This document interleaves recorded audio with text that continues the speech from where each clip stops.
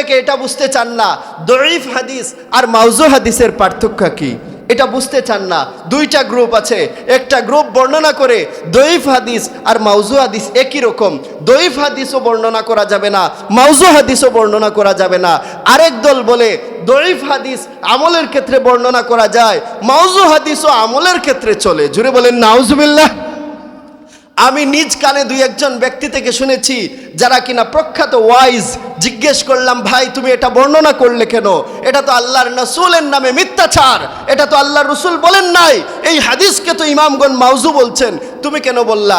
তখন তিনি জবাব দিয়েছেন, এটাকে আমি বলেছি এই কারণে, এটা তো ফজিলতের আমল, আমলের ফজিলত সংক্রান্ত বিষয়, এই জন্য বলে ফেলছি, এটা অসুবিধা নাই। জুড়ে বলেন নাউজুবিল্লাহ।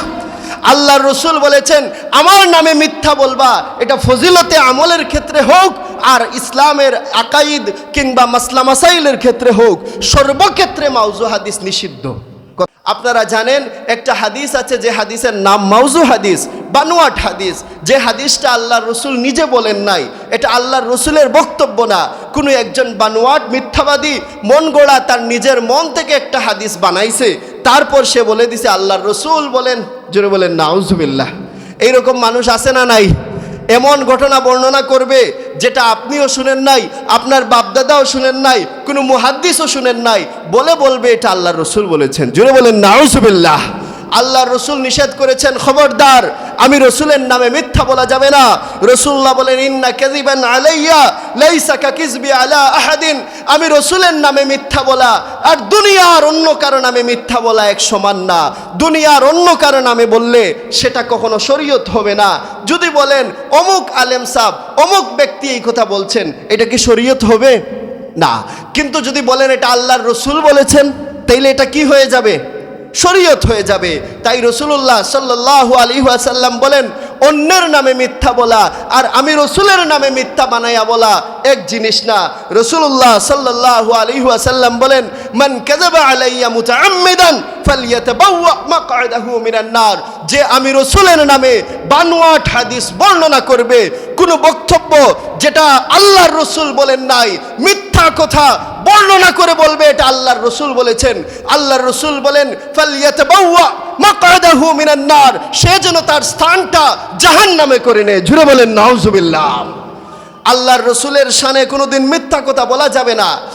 মানুষজন বুঝতে চায় না এটা যে বানোয়াট ঘটনা, এটা আল্লাহর রাসূলের নামে চালায়া দেওয়া হচ্ছে, অথচ দুনিয়ার সমস্ত মুস্তাহিদ ইমামগণ একমত। ইমাম ইবনু হাজার আসকালানি রাহমাতুল্লাহ আলাইহি বলেন ইত্তাফাকু আলা আন্না তাআম্মুদাল কিযবি আলা নবী সাল্লাল্লাহু আলাইহি ওয়াসাল্লাম মিনাল কাবাইর। হযরতে ইবনু হাজার আসকালানি রাহমাতুল্লাহ আলাইহি বলেন জগতের সমস্ত মুহাদ্দিস ফকিহ একমত, তারা ঐক্যমত হয়ে ফতোয়া দিয়েছেন কেউ যদি আল্লাহর রাসূলের শানে মিথ্যা বক্তব্য মাউজু হাদিস বর্ণনা করে তাইলে সে কবিরা গুনাহ করেছে। জুড়ে বলেন নাউজুবিল্লাহ। সে বড় কবিরা গুনাহ করেছে। এমনকি ওয়াবালাগা আবু মুহাম্মদ আল জুয়াইনি, ইমাম আবু মুহাম্মদ আল জুয়াইনি রহমতুল্লাহ আলাইহি আল্লাহর রাসূলের নামে বানোয়াট হাদিস বর্ণনা করা সম্পর্কে আরেকটু কড়া মন্তব্য করেছেন। তিনি বলেছেন যে ব্যক্তি আল্লাহর রাসূলের শানে মিথ্যা কথা বলবে, তিনি বলেন ফাকাফফারা মান তাআম্মাদাল কাযিবা আলান নবী সাল্লাল্লাহু আলাইহি ওয়াসাল্লাম, যে ব্যক্তি ইচ্ছাকৃতভাবে আল্লাহর রাসূল সাল্লাল্লাহু আলাইহি ওয়াসাল্লামের শানে মিথ্যা হাদিস বলবে, আমি তাকে কাফির ঘোষণা করলাম। জুড়ে বলেন নাউজুবিল্লাহ। তাইলে কথা কি বুঝতেছেন?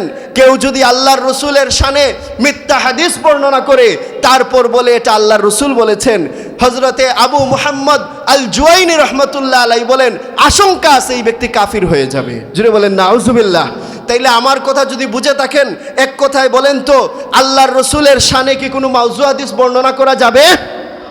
আপনাকে ভালো করে জানতে হবে, শিখতে হবে, বুঝতে হবে। অনেকে এটা বুঝতে চান না দঈফ হাদিস আর মাউজু হাদিসের পার্থক্য কি, এটা বুঝতে চান না। দুইটা গ্রুপ আছে, একটা গ্রুপ বর্ণনা করে দঈফ হাদিস আর মাউজু হাদিস একই রকম, দঈফ হাদিসও বর্ণনা করা যাবে না, মাউজু হাদিসও বর্ণনা করা যাবে না। আরেক দল বলে দঈফ হাদিস আমলের ক্ষেত্রে বর্ণনা করা যায়, মাউজু হাদিসও আমলের ক্ষেত্রে চলে। জুড়ে বলেন নাউজুবিল্লাহ। আমি নিজ কানে দুই একজন ব্যক্তি থেকে শুনেছি যারা কিনা প্রখ্যাত ওয়াইজ। জিজ্ঞেস করলাম, ভাই তুমি এটা বর্ণনা করলে কেন? এটা তো আল্লাহর রাসূলের নামে মিথ্যাচার, এটা তো আল্লাহর রাসূল বলেন নাই, এই হাদিসকে তো ইমামগণ মাউযু বলছেন, তুমি কেন বললা? তখন তিনি জবাব দিয়েছেন, এটাকে আমি বলেছি এই কারণে, এটা তো ফজিলতের আমল, আমলের ফজিলত সংক্রান্ত বিষয়, এই জন্য বলে ফেলছি, এটা অসুবিধা নাই। জুড়ে বলেন নাউজুবিল্লাহ। আল্লাহর রসুল বলেছেন আমার নামে মিথ্যা বলবা, এটা ফজিলতে আমলের ক্ষেত্রে হোক আর ইসলামের আকাইদ কিংবা মাসলা মাসাইলের ক্ষেত্রে হোক, সর্বক্ষেত্রে মাউযু হাদিস নিষিদ্ধ। কথা কি বুঝে আসছে? হজরতে মাহমুদ আত-তাহান রহমতুল্লাহ আলাইহি তিনি হাদিস কিতাবের মধ্যে মূলনীতি দিয়েছেন। তিনি বলেছেন আইম্মায়ে কেরামদের নিকট ইয়াজুজু ইনদা আহলিল হাদিসি ওয়া গায়রিহিম, আহলে হাদিস মুহাদ্দিসিন এবং মুফাসসিরিন এবং ফুকাহায়ে কেরাম এদের কাছে রিওয়ায়াতুল আহাদিস দঈফা, দঈফ হাদিস বর্ণনা করাটা জায়েজ আছে। উলামায়ে কেরামরা তারা বৈধতা দিয়েছেন, কেউ যদি দঈফ হাদিস বর্ণনা করতে চায় পারবে, তবে শর্ত দুইটা। বলেন তো দঈফ হাদিস বর্ণনার জন্য শর্ত কয়টা? দুইটা। দুই শর্তে আপনি দঈফ হাদিস বর্ণনা করতে পারবেন। এক নাম্বার শর্ত, দঈফ হাদিসটা আকীদা সংক্রান্ত হতে পারবে না। আল্লাহ রব্বুল আলামিনের উপর ঈমান আনা, রসুলুল্লাহর উপর ঈমান আনা, ফেরেশতাদের উপর ঈমান আনা, ঈমান সংক্রান্ত বিষয় হলে, আল্লাহ রব্বুল আলামিনের সিফতের সম্পর্কে হলে দঈফ হাদিস দিয়ে কোনো আকীদা সাব্যস্ত করা যাবে না। দুই নাম্বার, দঈফ হাদিস দিয়ে কোনো হালাল হারাম সাব্যস্ত করা যাবে না, ফরজ ওয়াজিব সাব্যস্ত করা যাবে না, হারাম হালাল সাব্যস্ত করা যাবে না। তবে ওয়াজ নসিহত, মানুষকে আখিরাতের প্রতি উৎসাহিত করা, আমলের প্রতি উৎসাহিত করা, এই সব ক্ষেত্রে আপনি দঈফ হাদিস বর্ণনা করতে পারবেন। কথা কি বুঝে আসছে? কিন্তু মাউযু হাদিসের ব্যাপারে পৃথিবীর সমস্ত মুহাদ্দিসিনগণ একমত, খবরদার আল্লাহর রাসূল সাল্লাল্লাহু আলাইহি ওয়াসাল্লামের নামে কোনো বানোয়াট হাদিস বলা যাবে না। ঠিক কিনা বলেন? আল্লাহর রসুলের শানে মাউযু হাদিস বলা যাবে না। কিন্তু বড় আফসোসের বিষয়, এখন মাউযু হাদিসটা ডালবাত হয়ে গেছে, যার যা মনে চায়, যার যা ভালো লাগে সেগুলা বলে দেয়। বাজারের মধ্যে কিছু কিতাব পাওয়া যায়, রেল স্টেশনে গেলে আপনি পাবেন স্টেশনের সামনে কিছু বইয়ের দোকান আছে, আপনি রাস্তাঘাটে গেলে ফেরিতে পাবেন কিছু বইয়ের দোকান আছে, এটাতে লেখা আছে নেক আমল, লেখা আছে মকসুদুল মুমিন, লেখা আছে 12 চাঁদের ফজিলত। বইগুলো আপনি নেবেন, হাতে নিয়ে পড়া শুরু করবেন, দেখবেন এমন এমন ফজিলত লেখা। আপনি বুখারী খুলেন, মুসলিম খুলেন, তিরমিজি খুলেন, সিয়াসিত্তা খুলেন, মুসান্নাফে ইবনে আব্দুর রাজ্জাক খুলেন, মুসান্নাফে ইবনে আবি শাইবা খুলেন, আপনি মুহাদ্দিসিনে কেরামদের প্রসিদ্ধ কিতাব খুলেন, এইসব হাদিসের কোনো অস্তিত্ব আপনি কোনো হাদিসের কিতাবে পাবেন না। কিন্তু এই বাংলা বইগুলাতে প্রচুর পরিমাণে পাবেন। এখন বলবেন এরা এগুলা পাইলো কোথায় থেকে? কোথায় থেকে আসছে জানেন? এই মাউযু হাদিসগুলা বানিয়েছে প্রথম দিকে ইসলামের দুশ্মনেরা, জিন্দিকরা, যারা ইসলামের দুশ্মন ছিল, ইসলামের লেবাস ধরে মুসলমানদের সাথে মিশে গিয়েছে। তারপর তারা আল্লাহর রসুলের নামে বানোয়াট হাদিস বানায়া মানুষের কাছে ডেলিভারি দিছে। জুড়ে বলেন নাউজুবিল্লাহ। হজরতে হাম্মাদ ইবনে যায়েদ রহমতুল্লাহ আলাইহি তিনি বলেন, ওয়াদাআতিজ জানাদিকাতু আলা রাসূলিল্লাহি সাল্লাল্লাহু আলাইহি ওয়াসাল্লাম 14 আলফ হাদিসিন, 14,000 মাউযু হাদিস, 14,000 বানোয়াট হাদিস জিন্দিকরা আল্লাহ রসুলের নামে বানিয়েছে। জুড়ে বলেন নাউজুবিল্লাহ। কতটা হাদিস বলেন? কত হাজার? 14,000 মাউযু হাদিস আমার রসুলের নামে বানিয়ে চালিয়ে দিয়েছে জিন্দিকরা, ইসলামের দুশ্মনরা, মুসলমানদের ক্ষতি করার জন্য। আর সেই হাদিসগুলো এসে গেছে মকসুদুল মুবিনে, সেই হাদিসগুলো এসে গেছে বাজারের সেই 12 ছন্দের ফজিলতের মধ্যে। তো ওই যে আলেম যাদের বললাম 8 পাস, অটো পাস, তো তাকে যদি বলেন আপনি কোরআন হাদিস কোথায় থেকে চর্চা করেন, তো তার তো আর আরবি কিতাব পড়ার সুযোগ নাই, তিনি তো আরবি পারেন না, তো পড়বেন কোনটা? তার কাছে এই মকসুদুল মুমিন, 12 চাঁদের ফজিলত, আর কোনো কিতাব নাই। তো দেখা যায় এই বই থেকে যখন হাদিস বর্ণনা করে তখন দেখা যায় সে মাউযু হাদিস বলতেছে। জুড়ে বলেন নাউজুবিল্লাহ। এক ব্যক্তি তার নাম ছিল আব্দুল করিম, কত সুন্দর নাম। এক জিন্দিক ইসলামের দুশ্মন নাম রেখেছে আব্দুল করিম। নামটা কি বলেন তো? আব্দুল করিম, কত সুন্দর নাম। তাকে যখন আব্বাসী খলিফা মুহাম্মদ ইবনে সুলাইমান তাকে যখন গ্রেপ্তার করলেন, সে আল্লাহর রসুলের নামে বানায়া হাদিস বলে তাকে ধরা হলো ইসলামের দুশ্মন, মুসলমান নয়, কিন্তু মুসলমান সেজে মুসলমানদেরকে ধোঁকা দেওয়ার জন্য আল্লাহ রসুলের নামে মাউজু হাদিস বানায়। তার শাস্তি দেওয়া হলো, তাকে কতল করার সিদ্ধান্ত নেওয়া হলো। যখন তাকে কতল করা হবে সে তখন বলল, আমাকে আর কতল করে করবাটা কি? শুনো আমি কি করেছি। লাকাদ ওয়াদাতু ফীকুম, আমি তোমাদের মধ্যে আল্লাহর রসুলের নামে মাউজু হাদিস বানিয়েছি। আরবাতা আলাফি হাদিসিন, আমি তোমাদের জন্য তোমাদের নবীর নামে প্রায় 4000 মাউজু হাদিস বর্ণনা করে মানুষের কাছে ছড়াইয়া দিছি। জুড়ে বলেন নাউজুবিল্লাহ। তাহলে হাদিস বর্ণনার ক্ষেত্রে সাবধানতার দরকার আছে না নাই? এটা আমাদেরকে বুঝে আসে না। অনেক ওয়াইজ পাওয়া যায়, ওই যে আগে বললাম যে ওনাকে জিজ্ঞেস করলে বলবেন যে এগুলা তো মানুষের আমলের জন্য বলতেছি। আপনারাও বলবেন, সাধারণ মানুষ যদি বলি এই ব্যক্তি মাউজু হাদিস বলছেন, তা আপনারাও বলবেন যে উনি তো আর খারাপ কিছু বলেন নাই, রোজার কথা বলছেন, নামাজের কথা বলছেন, এগুলা তো ভালো জিনিস। তো ভালো জিনিসের পক্ষে তো সহিহ হাদিস আছে। নামাজের ফজিলত সম্পর্কে কি ভালো হাদিস নাই?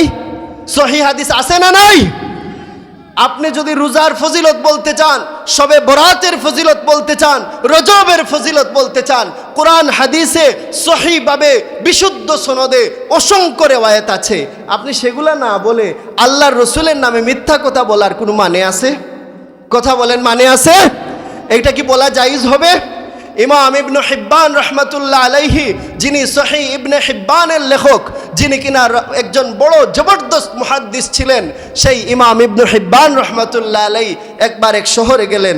সেখানে গিয়ে পেলেন মসজিদের মধ্যে নামাজ শেষ হয়েছে, একজন যুবক ব্যক্তি দাঁড়ায়া গেছে। সে একটা হাদিস বর্ণনা করতেছে, মানুষকে নামাজ, রোজা, জান্নাত, জাহান্নামের বিষয়গুলা বোঝানোর জন্য একটা হাদিস বলতেছে। আর হাদিস বলতে গিয়ে বলছে হাদ্দাসানা আবু খলিফা। সে বলতেছে আমার কাছে জামানার শ্রেষ্ঠ মুহাদ্দিস আবু খলিফা রহমতুল্লাহ আলাইহি হাদিস বর্ণনা করছেন। সনদ দিছে, নিজের থেকে কিছু বক্তব্য বলে সনদ দিছে, হাদ্দাসানা আবু খলিফা, আমার কাছে আবু খলিফা নামে জবরদস্ত বিখ্যাত মুহাদ্দিস হাদিস বর্ণনা করছেন। ইবনে হিব্বান রহমতুল্লাহ আলাইহি তো জবরদস্ত মুহাদ্দিস, তার বক্তব্য শুনেই তিনি বুঝতে পারছেন এই লোকটা সত্য বলতেছে না। তিনি তাকে ধরলেন, যখন সে তার বয়ান শেষ করলো তার হাতে ধরলেন, বললেন তুমি কি আর আইতা আবু খলিফা, তুমি কি মুহাদ্দিস আবু খলিফাকে জীবনে দেখেছো? তার সাথে কি তোমার সাক্ষাৎ হয়েছে?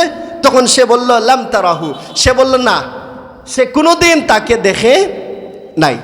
তখন সে জবাব দিল আমি কোনোদিন তাকে দেখি নাই। তো জিজ্ঞেস করলেন তুমি আবু খলিফা রহমতুল্লাহ আলাইহিকে জীবনে দেখোই নাই, অথচ ওনার নামে তুমি বানোয়াট হাদিস, মাউজু হাদিস বর্ণনা করলে, এটা কেমনে সম্ভব? তখন বলল আমি এই একটা হাদিসই জানি, আমি এই একটা সনদই জানি। আমি যখনই কোনো ভালো কথা পাই, সুন্দর লাগে কথাটা, আমি সেই ব্যক্তির নামে, সেটা আমি এই মুহাদ্দিসের নামে এটা চালিয়ে দিই। জুড়ে বলেন নাউজুবিল্লাহ। তো এই জাতীয় অসংখ্য ঘটনা আছে, যে ঘটনাগুলা প্রমাণ করে যে আমাদের সমাজে কিছু বানোয়াট হাদিস আছে। আমরা যখন হাদিসের কিতাব চর্চা করব, খুব খেয়াল করে সাবধানে যেন আল্লাহর রসুলের নামে কোনো কথা মিথ্যা না বলি, এক নাম্বার। আর আমরা যারা ওয়াজ করব, অবশ্যই আমরা আল্লাহকে ভয় পাই, ঠিক কিনা না? একদিন আল্লাহর সামনে আমাদেরকে দাঁড়াতে হবে। খবরদার আমার জবান থেকে যেন এমন কথা না বের হয় যে কথার কারণে আল্লাহর রসুলের শান মান ক্ষুণ্ণ হয়। আমি যেন এমন বক্তব্য না দিই যে বক্তব্যটা আল্লাহর রসুল বলেন নাই। কারণ এই হাদিসটা সবাই মাথায় রাখেন। আল্লাহর রসুল বলেছেন যে মান কাযাবা আলাইয়া মুতাআম্মিদান ফালিয়াতাবাওয়া মাকআদাহু মিনান নার। কেউ যদি আমি রসুলের নামে মিথ্যা হাদিস বলে, তাইলে তার স্থান হবে জাহান্নামে। জুড়ে বলেন নাউজুবিল্লাহ। আল্লাহ আমাদের সবাইকে বুঝার তৌফিক দান করুন। আমরাও এইসব জাহিল বক্তা যারা মাউজু হাদিস বর্ণনা করেন, তাদের থেকে সতর্ক থাকতে হবে। সতর্ক থাকবেন কিভাবে? আপনারা আলেমদের পরামর্শে চলবেন। কোনো একজন বক্তা ওয়াইজকে দাওয়াত দেওয়ার আগে অবশ্যই একজন নির্ভরযোগ্য আলেমের পরামর্শ নেবেন। তার কাছ থেকে জানবেন যে ওনাকে দাওয়াত দেওয়া যাবে কি যাবে না। আল্লাহ রব্বুল আলামিন আমাদেরকে সঠিক ইসলাম প্রচারের তৌফিক দান করুন। আমি এমন ইসলাম প্রচার করলাম যেটা আল্লাহর রসুল সাল্লাল্লাহু আলাইহি ওয়াসাল্লামের নামে মিথ্যা হয়ে গেল, এটার নাম তো ইসলাম প্রচার না। আর আপনি আমার জন্য এটাও জায়েজ নাই যে ইসলামের বুলন্দির জন্য মিথ্যা বলবো, এটার সুযোগ আছে? ইসলামকে যদি বুলন্দ করতে হয়, ইসলামের বাণী মানুষের কাছে পৌঁছাতে হয়, কুতুবে সিত্তা, সিয়া সিত্তার মধ্যে অসংখ্য হাদিস প্রত্যেকটা বিষয়ে আছে। আপনি তালাশ করেন, খুঁজেন, পড়াশোনা করেন, পেয়ে যাবেন। আল্লাহ আমাদেরকে বুঝার তৌফিক দান করুন। ওয়া আখিরু দাওয়ানা আনিল হামদুলিল্লাহি রাব্বিল আলামিন। আসসালামু আলাইকুম ওয়া রাহমাতুল্লাহ।